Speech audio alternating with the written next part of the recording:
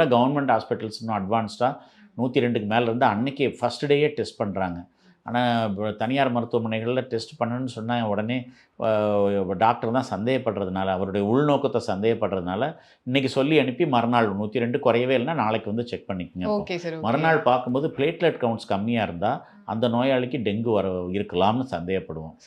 இல்லை ரொம்ப உடல் வலி, அது என்ன சொல்கிறது, போனி பெயின் அப்படிம்பாங்க அந்த டெங்குவில், அது கொஞ்சம் அதிகமாக இருக்கும், உடல் வலி அதிகமாக இருக்கும். 102 104ங்கிற அடிச்சுக்கிட்டே இருக்குது. ரெண்டாவது வாந்தியும் சிலருக்கு என்ன சாப்பிட்டாலும் வாந்தி எடுத்துகிட்டே இருப்பாங்க. அவங்க தான் அந்த முதல் நாள்லேயே 2வது நாளோ அட்மிஷன் ஆகியே டெங்குக்கு பார்க்க வேண்டியவங்களாக மாறிடுவாங்க. ஏன்னா 5 நாளும் அவங்களுக்கு காய்ச்சலும் அடிச்சிட்ருக்கும். அதாவது டெங்குவை பொறுத்தவரையில் ஃபெப்ரவரி ஃபேஸ்னு 5 நாள் ஜுரம் மட்டும் அடிக்கும், அதில் வாந்தியும் வந்துட்டுருக்கும். அதுக்கப்புறம் ஹெமராஜிக் ஃபேஸ்னு 3 நாள் இருக்குது. அதனால தான் ஜுரம் முடிஞ்சதுக்கப்புறம் ரேஷ் வந்தால் மெத்தனமாக இருந்துடக்கூடாது. டெங்குவாக நம்ம டெஸ்ட் பண்ணாமலே நல்லானா கூட டெங்குவாக இருக்குமா அப்படிங்கிறதுக்காக நீங்கள் டெங்கு கார்டும் போட்டு பார்க்கலாம், பிளேட்லெட் கவுண்ட்ஸும் பார்த்துக்கணும். பிளேட்லெட் கவுண்ட்ஸ் குறையிறது காய்ச்சலுக்கு அப்புறம் தான் குறையும்.